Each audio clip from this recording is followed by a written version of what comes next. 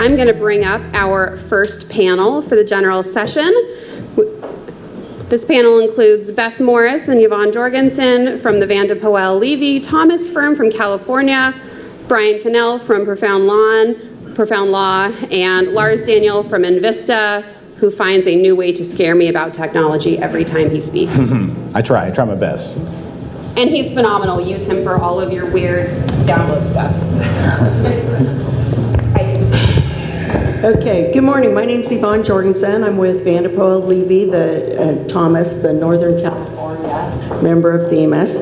And contrary to Jen's comments, we are not going to scare you with technology. The whole point of our session is to show you how you can actually use technology, use AI, use new methods and new things that are out there without being scared of it or worried about all the cybersecurity risks that Lars does tend to scare people with, and actually put things to use in your practice that you may not even be aware of exist.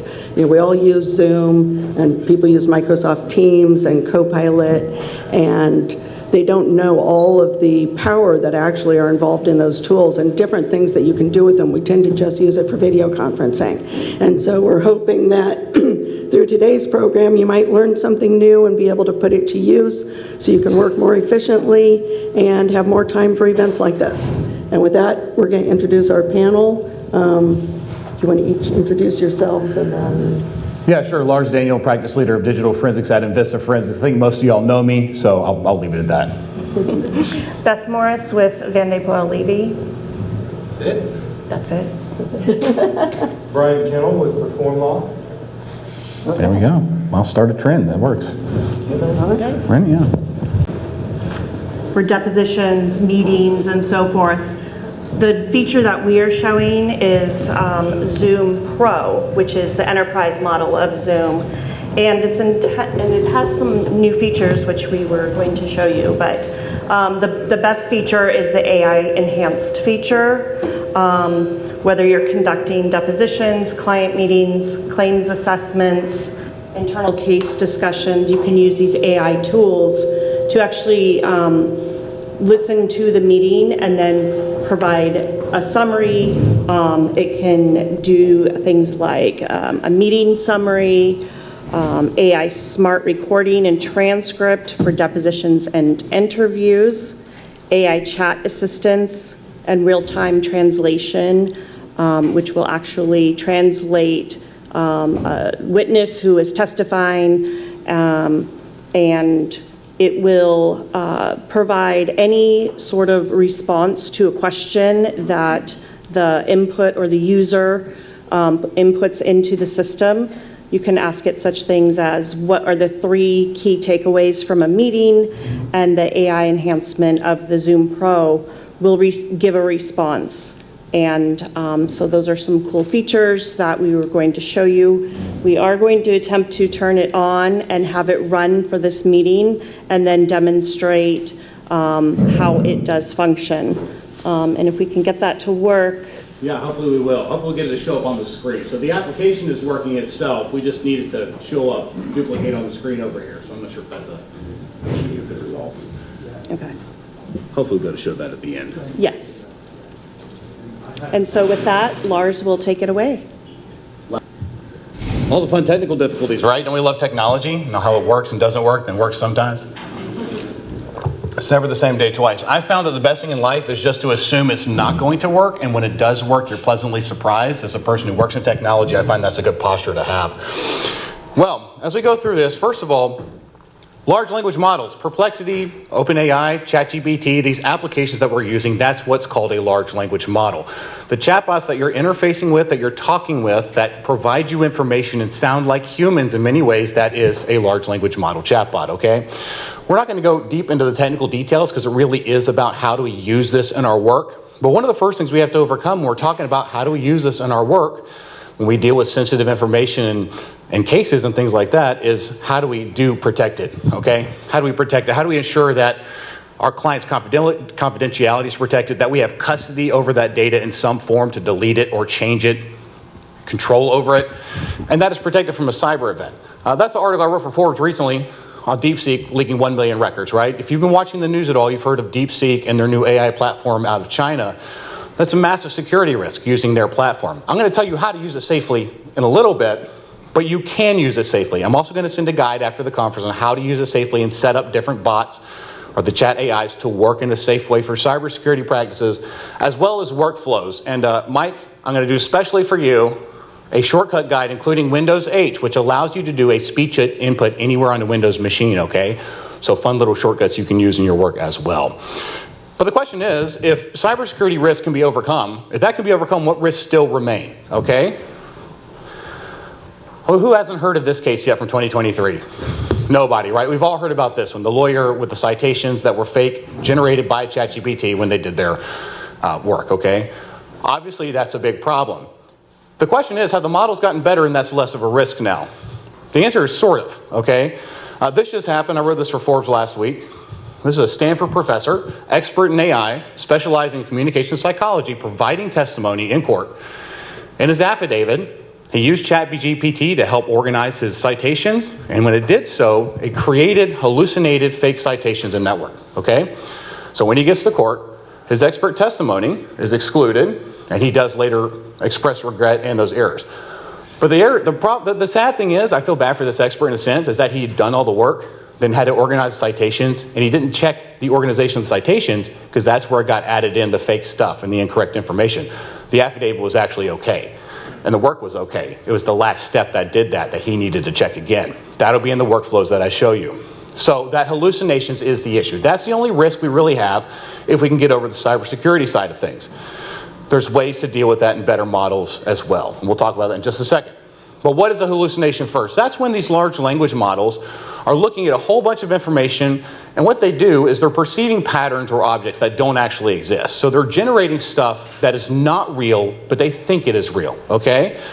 These models don't think in the same way that we do. They work on something called a token system, which is a little weird to understand in the way that words order in these large language models, but it doesn't think like us. So they can create hallucinations.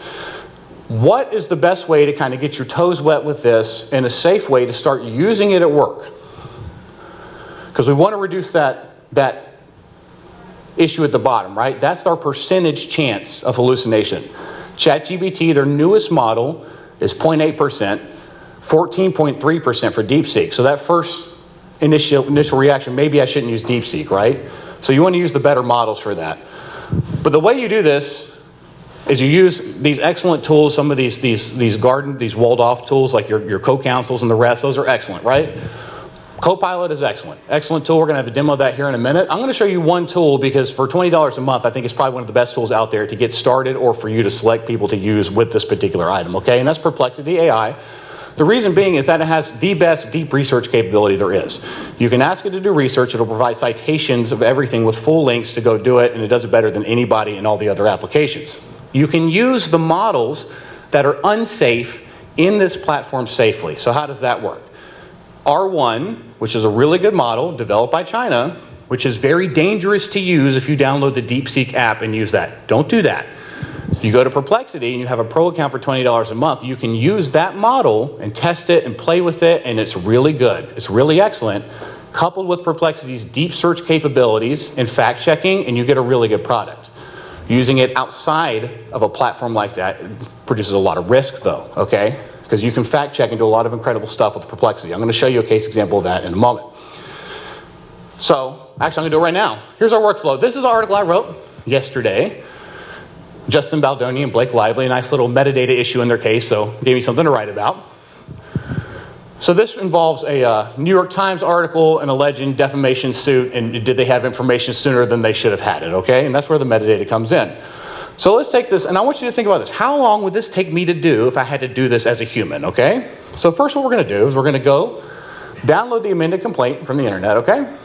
And I'm using this case because I've read all this and I know that this is accurate, right? And we see the outputs.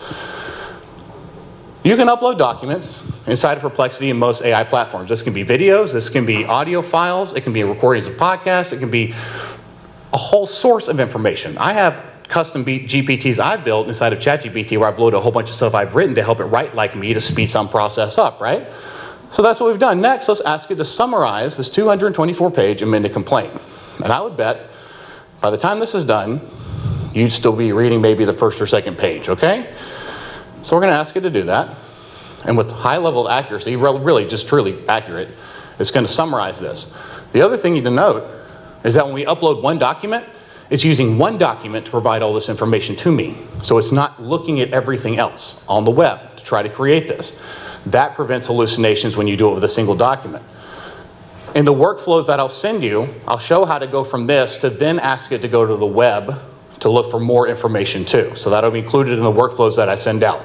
There's simply more than I can cover with all that. That gets pretty detailed. So now we have all the contacts, what happened, the legal claims, and the rest. But let's not stop there. Let's ask about the specific metadata issue in this case. Let's see if I can explain that, and I'll be able to tell you if it's technically correct or not, okay? So let's say that. This is the big issue in this one. What's the metadata issue? And it's going to go through, and with very high level accuracy, it's straight up accurate. It's going to tell you what this issue is, times, names, everything, and you could continue to prompt it to get even more information like this, okay? And there's something really important I'm going to show you where you see those little like one with a page mark next to it. You'll see another one of those in our next slide. But, okay, so we've got the metadata, we know that's the issue, we've got the details of the case. Can I find cases in support or opposition of this particular metadata issue? So you can ask it something as specific as that, okay? I use this myself for research when I'm trying to work on my cases. So now let's do that. What cases could be used as support or opposition? And it's going to list the cases that it can find, support or opposition, and every time I hover over, that is linking directly to where it's pulling that information from. I can then follow that link to verify it, right? So the human problem we need to check on, the hallucination issue, is you have to check your work, right? Just like you'd have to check it in anything, but you need to check even the details like, is the citation correct and so forth. Now, the great thing about Perplexity is that you can ask it to fact check something over and over using their deep web search capabilities, and it does a very good job of helping you find any issues. And you can correct and fact check and correct and fact check, and you'll continue to get better till you have a very high level of confidence. Before I put anything on Forbes, I write this myself. We're not allowed to use AI at Forbes. They have rules. But after I write it, I put it through Perplexity to fact check my stuff just to make sure I'm not missing something out there that I haven't heard yet, because there's a lot on the internet, right? So there's a lot of power in these tools. So when you're thinking about AI at work, there's lots of ways to use it, and you're about to see some demos of that in a moment here in Copilot. But you can think about creating synopses of large documents or transcripts. You could put in an expert report and say, prepare a cross-examination script based on these issues, and it will do a pretty good job of that, okay? It knows some of the things, or you can say, write a cross-examination script like Lars Daniel, and it will do that because I have enough writing on the internet. It can find my style and do those things, okay? If you find some author you like that, you can ask it to do those things, and if there's enough published content, you can do that as well. Cross-exam scripts, like we talked about, deep research from first principles. This is just something helpful even for your kids to know. You say, teach me cybersecurity from first principles, and it'll start from the very beginning. And then you tell me, keep explaining it until I understand. And you can literally learn like Elon Musk does, the first principles style. That's how you do it. Start from the very beginning and go up from the chain. So huge capabilities here. I'm going to finish up and turn it over to you to do our Copilot demo. Ready? Yes. All right, use your slides right here. Is it going to work? We'll find out in a moment if it's going to work. Okay. If not, we'll call an audible and figure something out. Yeah. Okay. It should work. I think it's a duplication display showing mine, and I think it'll plug in and work fine. But you want your slides first? Yeah. All right. We're going to do the slides, and then we'll plug in the Copilot. So this was just some little sort of thing I put together to try to get some of our clients to recognize that AI is there and it's real. And so for some of this, what you have to kind of do is just sort of bring it, bring it to something they do care about and something they do understand, and then the imagination starts to click. So when you see the demo, it's really a really simple demo, but it kind of should start your imagination from going. But before I get started, how many of you are using Copilot right now? About a third, I guess. I don't know if any of you wear contacts, but I have a strong one and a weak one, and I only pack the weak ones, so you guys look like a blur today. So, but it is kind of nice for public speaking because so it really worked out well. And So anyway, you know, when you kind of get into this a little bit, if you haven't used Copilot, again, I would strongly encourage you to use it. You have to be careful with it, and Lars was really good about explaining that. So we'll kind of just play around with it. I want this part to be a little bit more fun and just, you know, kind of like a Star Trek thing, you know, computer kind of thing. So we'll go from here. Oh, okay, this is not my computer, so. All right, so what you have to understand about these natural language processing models that I've learned, if you use, for example, Copilot, Google's Gemini, you use Perplexity, you ask it the same question, you're going to get 3 different answers most of the time. And you kind of wonder, like, why that is. And I don't know, Lars may understand this better than me, but it seems to me they all have their own bias based on who developed them. And I'll show you what I mean by that in a minute. And what I mean by bias is, like you'll ask Copilot a question, and it may just launch right into an answer. And you ask Gemini, which is Google's product, the same thing, and it'll say, well, I really can't answer that because it would be making too many assumptions. And so you have this sort of one model out here that's saying, I don't want to make any assumptions, but I'll tell you how to research it better. You have another model over here saying, oh, here's the answer. So, and they all kind of, as you use these models in the future and you won't be able to get away from them, then you'll start to get a feel for them. And I really mean, for me, it's just more of a feel. And it's strange because I use 3 or 4 of them because I'm trying to learn them.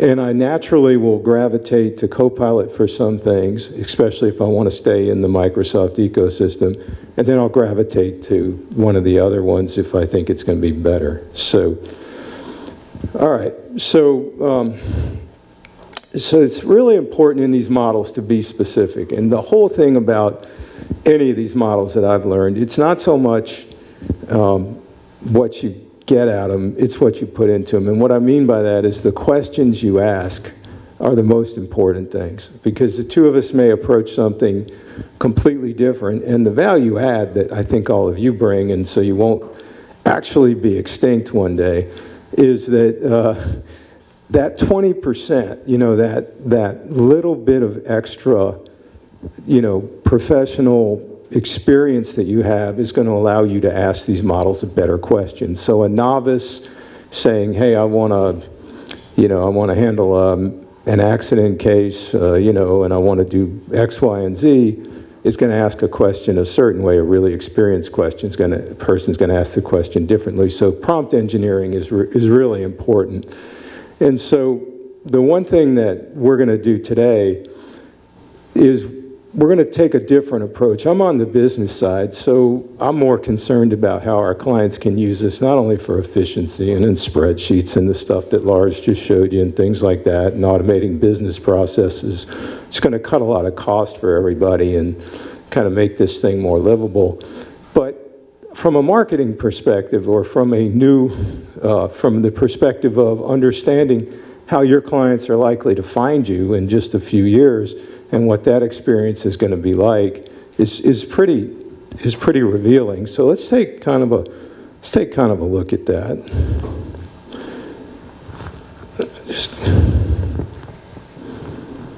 All right. So what happened? Okay. So let's look at 3. We're going to run some sample prompts here. Okay. So we're going to ask Copilot which law. Is anybody here from Boise, by the way? Please, nobody from Boise. Okay, I don't want to put you on the spot, all right? Because I do this. I ask Copilot this question, and I don't sell marketing services. I really could care less. But when I'm trying to get one of my clients who's looking at me like, yeah, this AI thing isn't real, and I run this for him, I'll say, which law firm in any town USA? For this demo, I picked Boise because I didn't think anybody from Boise would be coming here because it's really far away. You know, which law firm in Boise, Idaho has the best record of defending insurance companies in trucking accident cases? Okay?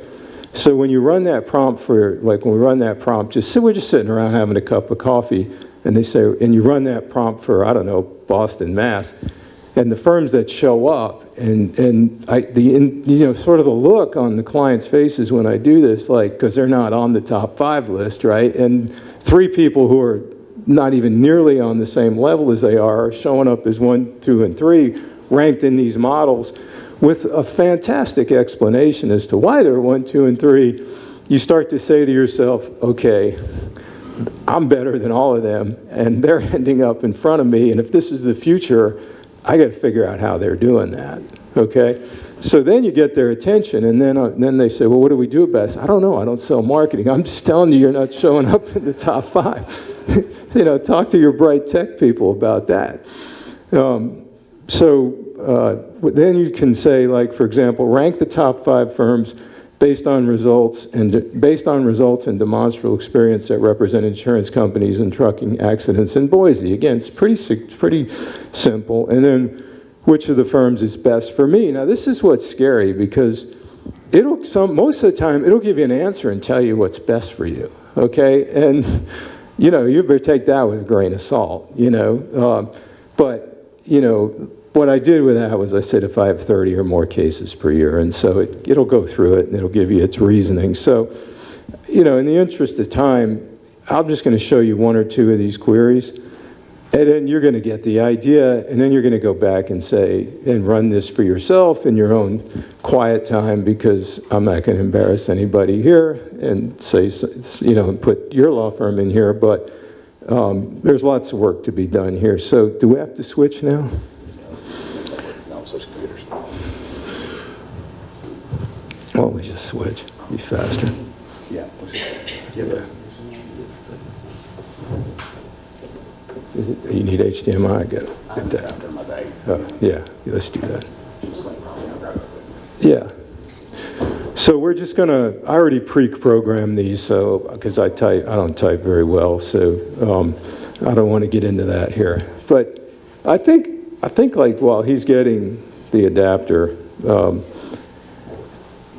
for those of you who are thinking about using AI, I mean, is the main thing you're just afraid that? Well, first of all, you probably don't know how to use it, and I'll be honest with you, there are no experts. I don't know how to use it. I use it and I try it and I use it and I try it, and then I'm like, I didn't realize it could do that, and so you wind up. But it's you ready? All right, we can just launch right into it. Cool.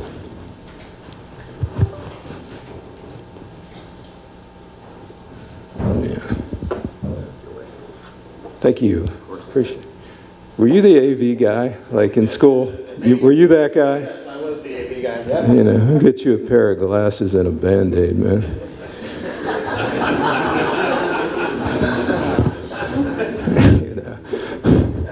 I always, used to pick on those guys, and now everybody wants to be them, All right, so this was a prompt I did. I am a senior claims professional for a major property and casualty insurer. I need a law firm in Boise, Idaho that represents insurers in major trucking accidents. Please give me the 5 best firms in Boise that represent insurance companies in trucking accidents. And it says, sure, I can help with that. Here are some of the best law firms in Boise. And so it lists these 5 firms, okay? And so you can kind of see now, if you ran this query for somebody, okay, and they didn't show up here and they were one of the preeminent law firms in Boise who does trucking, you would think that's a major problem. Now, for those of you who say, well, can't you just search Google, and get the same thing? It's not as conversational, and you really can't, because what you do when you do a regular Google search, if you know, is it'll just give you, based on search and rankings and other stuff, it'll give you 5 firms. It won't rank them for you generally. And so, yeah, every time I do this, people are like, them? Not them, So, I'm sorry, maybe I make them a little big. Well, if you're interested in hiring if you're an insurance company person and you're looking for somebody in Boise, you could use the Seninger Law, Taylor Law Offices, Nate Peterson Law. Yeah, so that's what, represent insurance companies, and that's the thing you got to see, right? So let's look at it a little differently. What's this one say? Perfect. All right, we'll just type in a different, yeah. So here, this one might be a better question. Which law firm in Boise, Idaho has the best record defending insurance companies in trucking accident cases? In Boise, Idaho, one of the top firms known for defending insurance companies in trucking accident cases is Jones, Williams, Furman, and Gurley. They have a well-staffed, active insurance, and it goes on to just, you can read it, it goes on to tell you why they're so good, okay? Another notable firm is Racine Olson, where John R. Goodell has an active practice covering bad faith, property damage, personal injury, wrongful death, all this kind of stuff. So if you're John Goodell with Racine Olson, you're like, yeah, this is pretty good. I'm feeling pretty good about this. So so what's the point here? The point is, this is and forget its imperfections, it's going to get better. And what you're going to start to see for those of you who use Chrome, you've already probably started to see it. Chrome is already working in an AI response. So eventually, the search engines and the AI large language models are going to start to be one. And so this is kind of coming for you. So what really the point of all of this is the relationship that you might have and the people who might look for legal services in the future, for example, or might want to evaluate a law firm in the future, for example, would have more of this kind of thing. And then what typically happens in one of these sessions is that it'll suggest additional prompts. Would you like to know why I think this firm is the best, and that kind of thing. So I could take some questions on this right now, and but I think you get the idea, right? You know, it's not all that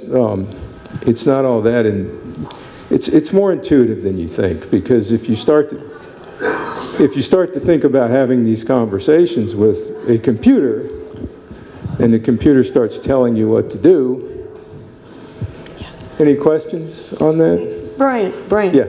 Can you use Copilot for other things than just a search engine and asking questions? Can you use it like Lars was showing us with Perplexity to look at documents? Yeah, I mean, here's a good example, right? So hopefully this will load. But, I get asked for this stuff. So it says here, the prompt here was, this was actually a long prompt, but it's a good example. So I said, I need a four-slide presentation on how someone might find a new law firm using Copilot. Can you suggest prompts for me? So actually that was the preparation for this session, because Yvonne said I need a PowerPoint. And I said, well, so I asked Copilot to do it, and it did it. So it said introduction. You can follow right along with my presentation. That's not one of the, sure. I'm sorry. I have a question. When you're using, because we have all the Microsoft applications and we have limited access to Copilot, is it pulling the data from just the internet, or is it able to pull the data from our internal resources? So it's an interesting question. Both, right? Okay. But if you look here, like if you look at, I don't know if you guys can see it on here, but at the very top it's kind of whited out. There's this toggle switch that says work and web, okay? All right, work and web. So I have it on work right now, but clearly I don't have, information about 5 plaintiff firms in Boise are supposed to do trucking on my server, right? It's not in my world, so it's clearly going out to the web, even though I have it toggled to work, okay? But I will say, I had to do a presentation on transition planning. And so I went and I said, go to my OneDrive, read all my files, put together a PowerPoint on all the stuff I've ever written about. It was a little more than that, but so theoretically you're supposed to be able to toggle back and forth. If you want to go to the web, fine. If you want to stay within your work environment, fine. Did you want to add to that? Because you seemed like you were ooh-oohing. Right there, nope. Okay. Can you direct it to like a specific file? So like, for example, Yeah. I handle construction cases and we'll have, 500,000 pages of Yeah. project documents. Could you say, look just at this file and find something? You can. I mean, you can even direct it directly to a web page if you want. And so within, any of you are in the and the benefit of Copilot is if you're in the Microsoft ecosystem, meaning Word, Excel, PowerPoint, things like that, working with Copilot, first of all, is nothing more than ChatGPT designed to work in the Microsoft ecosystem. So if you ran something in ChatGPT, you got to cut and paste it into your Word document and do all that. And there'll be probably a better API for that, but that's all Copilot really is. Now so I say that to say this, that you can direct it to specifically a file on your OneDrive and say, I just want to look at this file, or I just want to, you can definitely put those limits on. But I would say, a word to the wise, read this stuff, and make sure you don't take it at face value, because the hallucination is real. And I was telling everybody at dinner, Mitch sent me a note saying, hey, I need a short bio for when I introduce you. And I didn't want to cut and paste something off the website. So I just went out on my AI, one of my AI tools, and said, hey, go to performlaw.com, give me a 3-sentence bio that somebody could read as an introduction. And it went out there, what it did, and I don't know, maybe I didn't make it as specific enough, and I didn't care because I just edited it, but it basically took me, it said, yeah, the first sentence was me, the second sentence had the educational accomplishments of someone else who worked in the company, and the third sentence was kind of the averaging of all three. So I was like, wow, I'm really pretty good. I got all this stuff just for me. So, you do have to read it. It does hallucinate, or what it wants to do. I mean, I always kind of think of it like this. If I don't have an answer, I'm going to give you an answer, first of all. Secondly, if I don't have an answer, I'll make one up for you. And if you're just like on that level where you're like, oh wow, because what most people do is they'll say, I need a PowerPoint, or I need this, or I need that, and it shows it, and just like what you did, right? It runs out, and you immediately want to accept it at face value because you just took 4 hours worth of work and turned it into 30 seconds, and you're like, I'm going to the beach, I got this thing done. And so you're biased, your preference is that it's right. You have to remember that. Your preference, I think, on this stuff is that it's right, because once you get using a tool like this, you really don't want to read it all, because you're like, can't you just be right? So you have to still do it. Sure. Hey, Brian, two things. First of all, as you said, AI requires human intervention, and we're not trying to say that it doesn't. It does require human intervention and review. But also, there are legal AI programs. My firm uses one that does have those guardrails that's going to prevent those hallucinations. Right. So the new technology is to prevent hallucinations by not making up an answer when it doesn't happen. Yeah. It is going in that direction for sure. Yeah, and maybe like there's always sort of, this world of power greater than yours, right?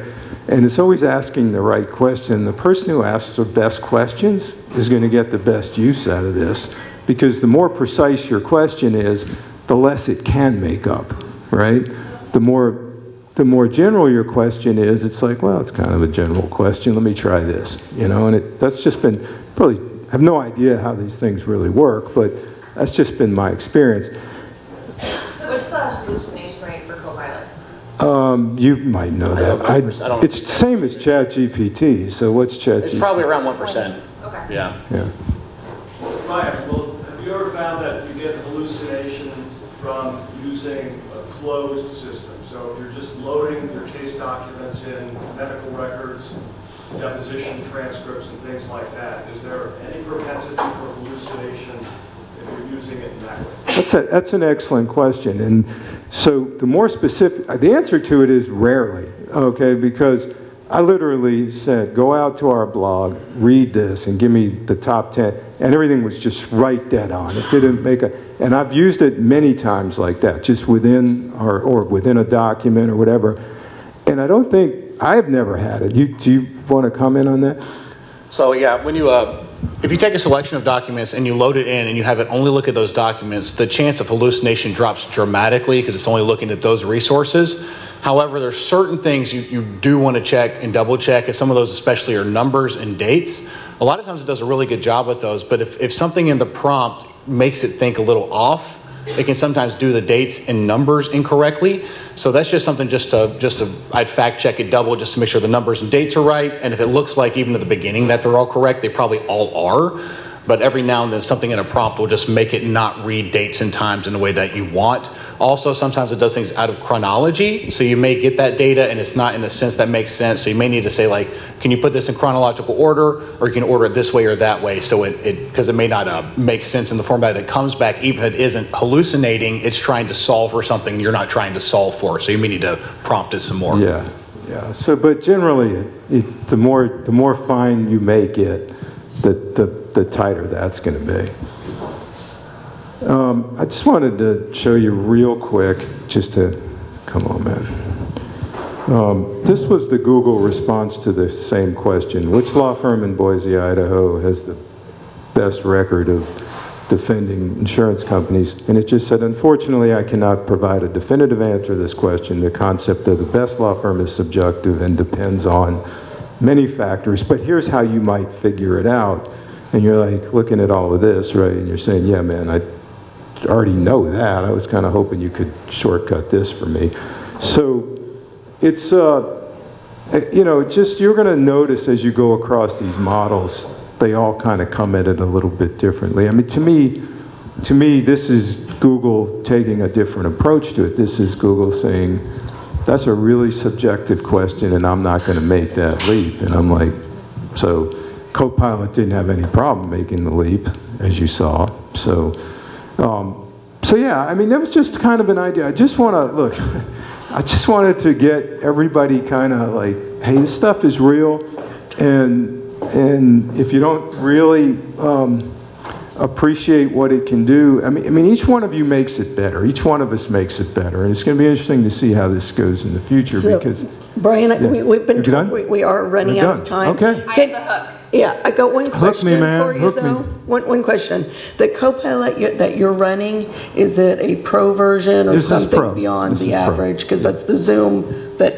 didn't work for you earlier today, was definitely a pro version. So I was curious about that for Yeah, this Copilot. is, I don't know what it costs, a couple grand a year for this one. Yeah, and I will say the Zoom integration, and which I was not familiar, Zoom had this capability, the AI ability to ask it questions and do the rest after a meeting, a massive time saver. Thank you for bringing that. It would be super helpful. I'm glad to know that now. So sorry we didn't get to show that portion to you. Yeah, and again, that is the pro version of Zoom, so it is not the Cool. free. Sorry, I should have just kicked me off. Thanks, y'all.